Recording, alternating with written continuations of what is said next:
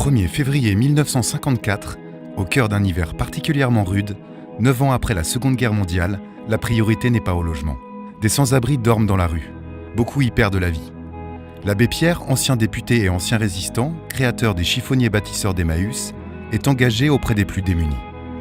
Il lance un appel radiophonique pour venir en aide au sans-logement. Appel qui marque l'histoire politique et sociale du logement en France. C'est dans ce contexte que Jean Prouvé, seconde figure emblématique de l'habitat social de l'époque, répond à l'appel de l'abbé Pierre avec la Maison des Jours Meilleurs en 1956.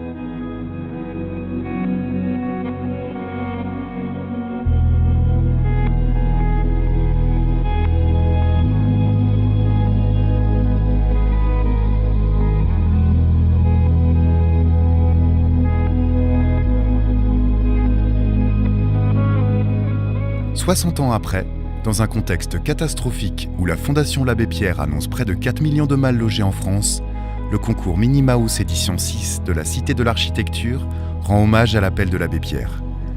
Il vient aussi et surtout questionner une génération entière d'étudiants d'horizons pluridisciplinaires sur l'habitat d'urgence, l'habitat temporaire, qui représente aujourd'hui un fort enjeu du XXIe siècle.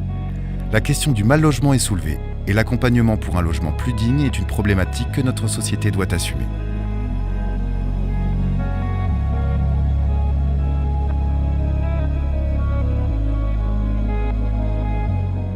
Je pense que derrière cette problématique se pose la question du nous.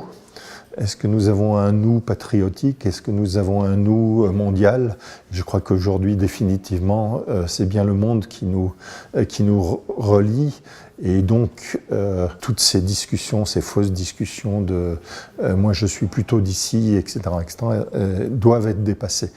Ce qui est en jeu, c'est effectivement des personnes qui sont dans l'obligation de se déplacer et ne le désirent pas, mais sont dans cette obligation pour des raisons climatiques, des raisons politiques, des raisons économiques, des raisons peut-être aussi de séduction de nos mondes libéraux. Tout ça fait qu'indéniablement, il y a de la circulation et que cette circulation, je pense qu'elle va durer au moins encore quelques décennies.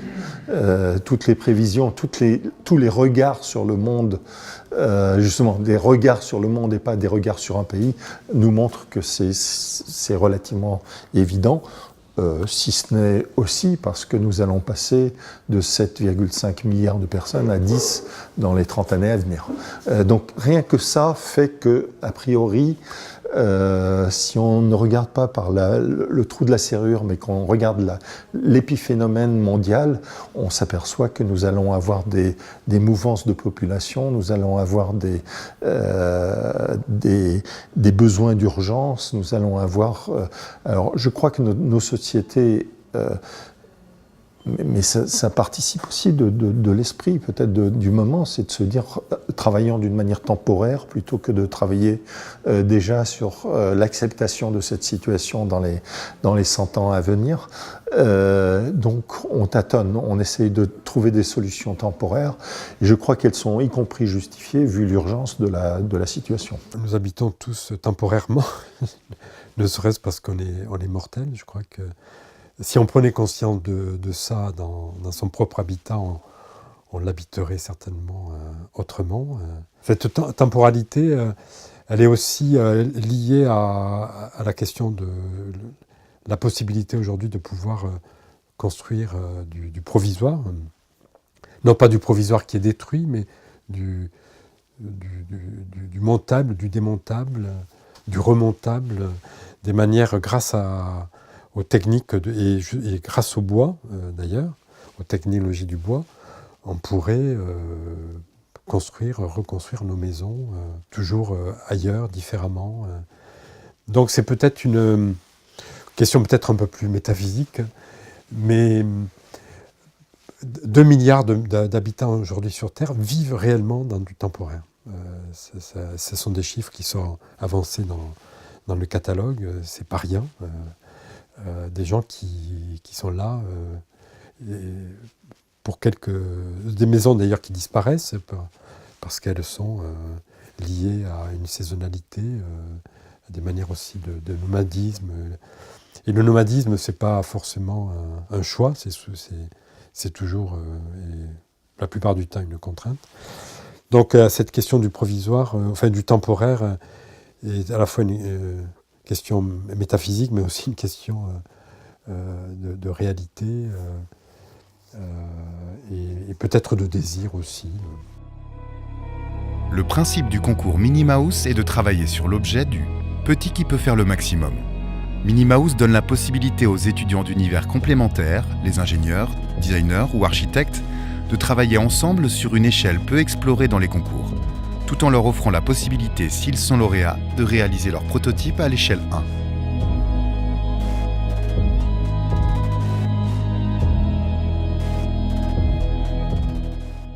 Nantes Métropole a été sollicitée pour participer au concours Minnie Mouse 6 sur l'habitat temporaire et ça a vraiment été l'opportunité de travailler avec différents regards sur cette question.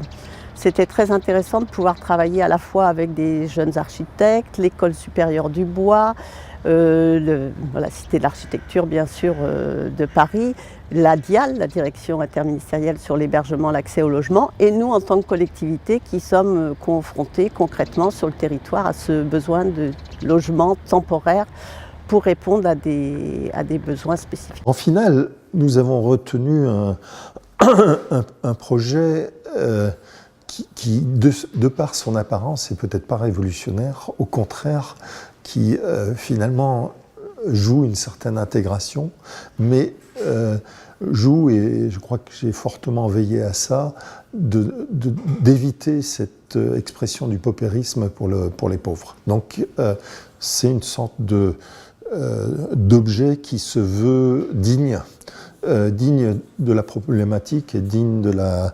et je crois que nous avons eu un grand débat entre 2 ou 3 projets et je crois que c'est indéniablement, ça a été discuté en finale. Est-ce que ça peut être une baraque? Est-ce que c'est juste de placer aujourd'hui des gens dans des baraques après tout ce qui s'est passé au XXe siècle? Est-ce que si on veut justement permettre à ces personnes de s'intégrer, elles ne doivent pas s'extraire à la fois des containers et des baraques? Et je crois que c'est ce geste-là qui a été finalement fortement soutenu. Aujourd'hui, ce qui est proposé souvent dans le logement temporaire, c'est du mobil-home, c'est de la cabane, et ça ressemble beaucoup à des camps. Ça ne ressemble pas à de l'habitat de qualité. Et donc pour nous, ce qu'on voulait, c'était absolument déstigmatiser ce logement temporaire. Pour les gens qui vont l'habiter, c'est très important, mais aussi pour les voisins.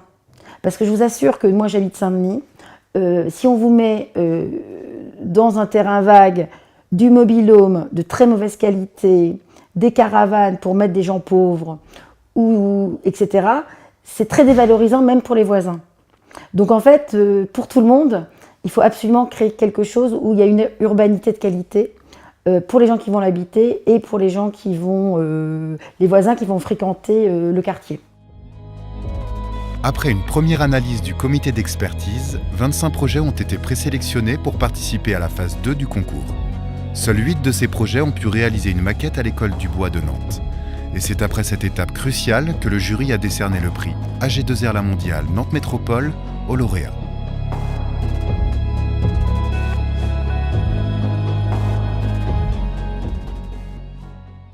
Nous sommes donc un groupe de 5, suivons le projet depuis septembre jusqu'à aujourd'hui. 5 étudiants ingénieurs, on travaille en équipe, on travaille également avec l'architecte, avec nos enseignants, pour toute la conception du projet et la réalisation aujourd'hui. Pour moi, ce projet, c'est un vrai challenge. C'est le premier projet de construction sur lequel je participe en termes de conception, d'organisation et de réalisation.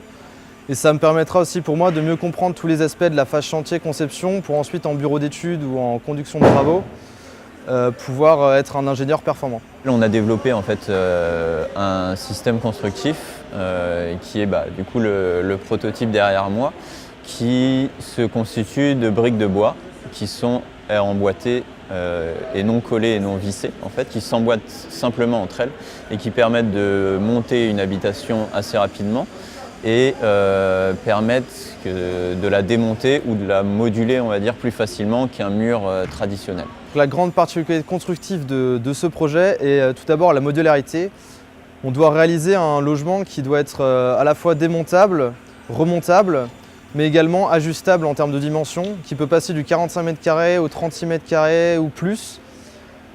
C'est une grande particularité. La seconde particularité très importante, c'est la structure des murs qui est en briques en bois. Ces briques ont été conçues par nous, les étudiants, suite aux idées de l'architecte Fabien Le Goff. Dans les murs de briques, qui sont donc des briques creuses, nous allons insuffler de la ouate de cellulose qui permettra de bien remplir le volume libre dans le mur et donc permettre l'isolation thermique entre l'extérieur et l'intérieur du bâtiment. Je trouve ça super qu'on ait la possibilité de construire un projet vraiment, une vraie maison à l'échelle 1. C'est quelque chose qui est très important pour l'école et pour nous les élèves, car on est investi au maximum sur ce projet-là. Là, ces dernières semaines, on a été très impacté entre le mélange entre les cours et le projet. Donc c'était pas toujours facile, mais c'est quelque chose d'extraordinaire de pouvoir construire dans une école une maison qui sera exploitable, qui sera habitée dans les mois qui suivent. 5 modules composeront le plancher de la maison. Notre point de base c'était que la maison soit modulaire, donc on est parti en une conception vraiment module par module dans toute la maison. Donc il y a le module plancher, le module toiture, qui sera composé de 8 modules chevronnés, les caissons chevronnés on appelle ça. Après, il y a le système de briques, donc qui va être la pièce majeure du projet. Et après, pour assurer le contreventement de la maison, pour pas que le bâtiment bouge, on va installer des demi-fermes qui sera placé en toiture, qui va permettre à ce que le bâtiment ne bouge pas trop lorsqu'il y aura possibilité de vent. Et pour finir, dans les modules, il y a 3 modules de panne qui vont assurer le maintien des murs entre eux, qui va permettre donc une stabilité supplémentaire au bâtiment. La brique, en termes d'assemblage, elle est assemblée entre elles avec des tourillons et de la colle, mais en termes de fixation sur le mur en lui-même, c'est juste vraiment de l'emboîtement. Après, nous, on a fait différentes études et différents partis pris pour essayer qu'elle soit la plus innovante, mais la plus respectueuse en termes de thermique et d'environnement aussi intérieur. Pour l'esthétique du bâtiment, on a essayé de rester très simple. Cette forme assez basique permet d'apporter une multitude de configurations quant à l'implantation urbanistique de celui-ci. Du coup, on peut avoir une double pente, on peut avoir des pentes inversées. On a vraiment une multitude de configurations et dans le principe du caisson qui fait aussi bien le sol à la toiture, on peut potentiellement utiliser en étage ce bâtiment-là. Concernant le mobilier intérieur, l'usage intérieur, on a essayé vraiment de le définir au maximum et de le concevoir au maximum pour éviter que le logement soit, on va dire, qu'une simple coque vide et qu'il faille tout faire après coup par les habitants. Ce qui nous a intéressé au niveau technologique, c'est cette idée de la brique de bois, cette idée de se dire on peut créer des murs de bois qui viennent s'entasser un peu comme des Legos. Ce qui nous a intéressé aussi, c'est cette capacité de modularité à la fois des espaces intérieurs mais aussi des maisons entre elles. C'est-à-dire on n'est pas dans la multiplication du même, on arrive à créer en fait une sorte de village ou une sorte de composition qui est suffisamment complexe. Tous ces éléments, et puis bien entendu le matériau, mais aussi le matériau qui permettait de travailler un intérieur de qualité, qui permettait d'avoir une expression extérieure de qualité, moderne d'ailleurs, pas révolutionnaire mais moderne, et en même temps d'agencer l'intérieur d'une manière relativement sobre mais aussi digne. La nouvelle maison des jours meilleurs, incarnée par le projet lauréat Woodstock, n'est pas qu'un simple prototype à l'échelle 1, mais a pour valeur celle d'un véritable démonstrateur.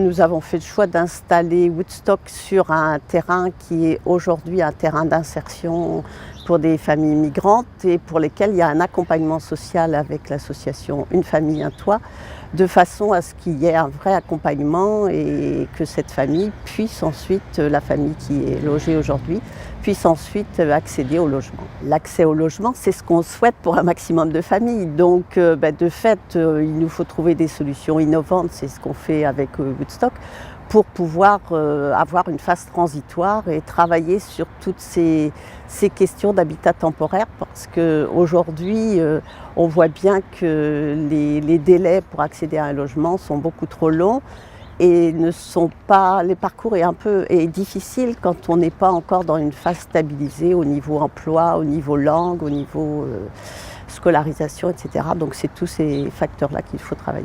L'association Une famille à toi est une association d'insertion par le logement, relativement classique dans le champ de l'insertion, qui intervient en outil de politique publique auprès des collectivités et des personnes qui sont en besoin d'habiter, au sens large du terme. Donc c'est permettre l'accès au logement des personnes, leur maintien, éventuellement l'amélioration de l'habitat et la réhabilitation. Il est habituellement considéré que habiter est important, mais au-delà d'habiter, c'est d'avoir une clé dans sa main pour pouvoir accéder à son logement, une sécurité. Une maison, c'est aussi un cocon, c'est un toit sur sa tête, ne serait-ce que pour se protéger des intempéries.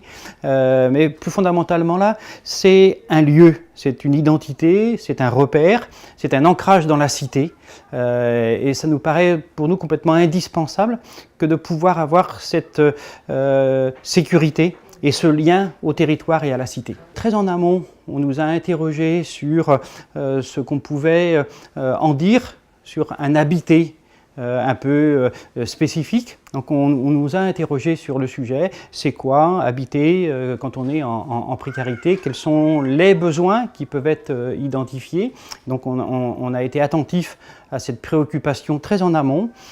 On est intervenu à plusieurs reprises en consultation avec l'architecte, qui nous a soumis un certain nombre d'idées avec lesquelles on a pu travailler sur les aménagements, sur la place de la pièce de vie par rapport à la cuisine, sur les aménagements concrets des équipements, les placards. Voilà. Donc là aussi, avec les familles concernées, on a pu intervenir très en amont. Et puis aujourd'hui, le rôle d'une famille à toit, c'est d'accompagner la famille dans cet nouvel habitat pour arriver à en décrypter éventuellement les imperfections, mais aussi les satisfactions. Moi, je m'appelle M. Mielache Gabriel, ma famille s'appelle Alexandre Caterina. On a trouvé la solution parce que la Roumanie n'a pas de travail. On a trouvé la solution à la France ici, c'est mieux. On travaille. Pour les enfants aussi, pour intégrer l'école. Et on a trouvé la solution qui c'est mieux ici à la France pour nous. Moi, avant, j'étais venu dans la Roumanie, j'arrivais ici à la France. J'étais marié avec ma femme. Et après, on a parlé avec la personne de la mairie de la Chapelle-sur-Erdre, que pour moi, que j'habite avec ma femme, on sommes dans une seule maison. Et la personne il a décidé que je vive avec ma femme dans la maison là. Et après, moi j'ai parlé avec les personnes là que je veux du travail. Et personne il a vu que moi je suis motivé, que toujours j'ai cherché du travail. J'ai fait un travail de ramasser des muguets. J'ai fait la taille de vigne 3 mois. J'ai fait aussi là, je travaille en espace vert. Et après, ça fait longtemps qu'on a fait un demande pour un logement. Et après, la personne de famille à toi, il a décidé que c'est nous qu'on va voir cette maison-là. Aujourd'hui, le rôle d'une famille à toi, c'est d'accompagner la famille dans cet nouvel habitat pour arriver à en décrypter éventuellement les imperfections, mais aussi les satisfactions. On n'a pas pensé qu'on va voir cette maison, on est très très content. On n'a pas pensé qu'on va voir une maison comme ça, nickel, gelée. Quand on est entré dans la maison, on était déjà là, les meubles, c'était déjà là, le frigo. Nous, on a ramené que le lit, celui-là, la table, les chaises. C'est mon patron qui m'a donné que je travaille. Et la canapé, il était déjà là. Nous, on a ramené plus rien. que les rideaux, les choses qu'on a pour maison, c'est tout. Moi, je me sens comme chez moi, comme la Roumanie. Pour l'instant, nous, ça va dans cette maison-là. Ça va. On ne dit pas qu'on n'est pas bien. On est très, très bien ici. Peut-être après, on va voir une maison. Sur le site où nous sommes ici, les familles ont été mises à contribution, ont été informées de la construction de ce bâtiment. Donc, associé dès le départ, ça n'a pas posé de problème particulier, de difficultés. Et puis, comme on disait tout à l'heure, visuellement, il s'intègre. Donc, du coup, il ne détonne pas outre mesure par rapport à l'environnement. Sur le terrain où est implantée la maison, là, vous n'êtes pas seul. Est-ce qu'eux aimeraient une maison comme la vôtre? Qu'est-ce qu'ils en disent, eux, de cette maison? Je ne sais pas c'est quoi qu'il a dans le cœur, mais nous, on a parlé, on est bien. Tout y passe bien, mais on ne connaît pas c'est quoi dans son cœur, tu vois. Là, ils sont déjà là depuis 7 ou 8 ans. Ils sont sur le terrain là. Et nous, on est ici depuis 12 juillet. Et vous restez chacun chez vous ou est-ce que vous vous êtes fait des amis, vous vous invitez? Après, nous, quand on finit le travail, ils n'ont pas beaucoup qui a du travail. Après, quand on finit le travail, on reste dehors là, on parle, on discute comme les amis. La réussite de l'insertion par l'habitat tient à de multiples facteurs. Le premier, c'est la personne elle-même, c'est le ménage et la volonté que le ménage va mettre à s'insérer. Il faut que les ménages soient volontaires, ce qui est le cas dans une très grande majorité des situations. La deuxième, il faut qu'il y ait une offre. Il n'y a pas d'insertion si la volonté des personnes ne rencontre pas un dispositif, ne rencontre pas une offre adaptée à la personne et au ménage. Le troisième, c'est effectivement qu'il y ait des acteurs, médiateurs, régulateurs, accompagnateurs de la démarche et qui va trouver l'adéquation entre d'un côté le besoin des personnes et de l'autre côté l'offre institutionnelle. On est bien dans cette articulation des acteurs, le besoin, l'offre et les conditions qui vont faire en sorte qu'on va réunir ces deux tenants. L'enjeu aujourd'hui, il est bien sûr sur le fait de pouvoir passer à une autre phase dans la construction de ce module, qu'il puisse y avoir une industrialisation, de faire travailler la filière bois locale qui permette de trouver des solutions à moindre coût. Et du coup, l'idée, c'est bien que ce module puisse être reproduit et servir sur différents types de terrains. Éventuellement, pourquoi pas des friches industrielles, des terrains en attendant qui sont préemptés en attendant des opérations et qui restent inoccupés pendant un certain temps. L'idée, c'est bien de travailler sur cette question-là. Et aujourd'hui, nous sommes dans une phase où, avec l'ensemble des maires de la métropole, on met en place une maîtrise d'œuvre urbaine et sociale, entre autres, sur les migrants de l'Est. Et donc, ça peut être une des solutions qui soit proposée. Pour Gabriel et sa famille, c'est une nouvelle aventure qui commence. Ils vont expérimenter ce logement durant une période de 18 mois. Période au cours de laquelle ils échangeront régulièrement avec l'association Une famille, un toit, pour éprouver et améliorer ce démonstrateur. Nous vous donnons donc rendez-vous au printemps 2019 pour un retour sur expérience.